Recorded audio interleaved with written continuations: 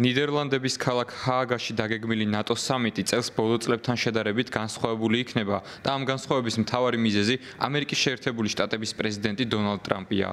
თეთრ სახლში დონალდ ტრამპის დაბრუნების შემდეგ ვაშინგტონმა თავისი ყურადღების მთავარი ობიექტი რამდენჯერმე შეცვალა. თავდაპირველად ეს ყურადღება უკრაინაში რუსეთის ომისკენ იყო მიმართული, შემდეგ კი ალიანსის წევრი ქვეყნების მიერ სამხედრო ხარჯების გაზრდისკენ, თუმცა ბოლო დღეებში შტატებში ყურადღება მთლიანად ირანის ბირთვულ განიარაღებას დაეთმო.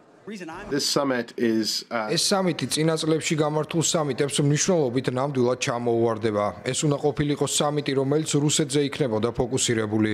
ეს იყო მთავარი საკითხი, თუ რა პოზიცია აქვს ნატოსა და ევროპას რუსეთიდან მომდინარე საფრთხეებზე და როგორ აისახება ეს უკრაინასთან ურთიერთობაზე.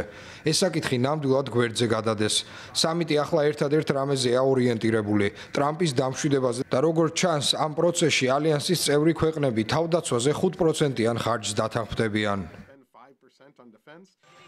ნატოს წევრი ქვეყნები ამერიკის შეერთებული შტატების პრეზიდენტის არაპროგნოზირებადობას უკვე შეეჩვივნენ და თავდაცვის ხარჯების მთლიანი შიდა პროდუქტის 2%-დან 5%-მდე გაზრდას ხარს უჭერენ. ეს ზრდა განპირობებულია არა მხოლოდ ვლადიმერ პუტინის მიერ უკრაინაში შეჭრასთან დაკავშირებით მიღებული გადაწყვეტილებებით, არამედ საკუთარი თავდაცვის გაძლიერებისა და შეერთებული შტატების პრეზიდენტის მხარდაჭერის შენარჩუნების სურვილით.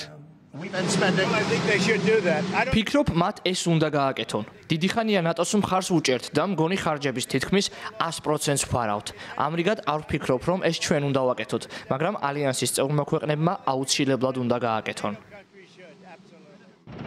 თუმცა ექსპერტები თვლიან, რომ დონალდ ტრამპის ამ მოთხოვნაზე დათანხმებით ნატოს წევრები ევროპიდან ამერიკული ჯარების გაყვანის პროცესს დააჩქარებენ.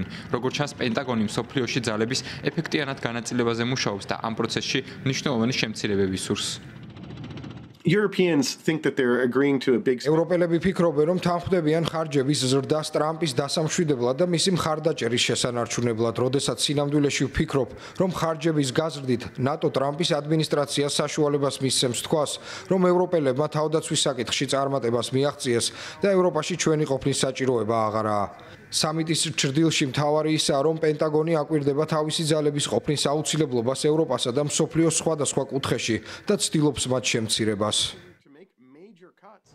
პროცესები ჯერ კიდევ არ დასრულებულა და ოფიციალური განცხადებები ამის შესახებ არ არსებობს, თუმცა როგორც ექსპერტები ვარაუდობენ, ევროპელებს საკუთარ უსაფრთხოებაზე ზრუნვა მალე შესაძლოა თავად მოუწიოთ.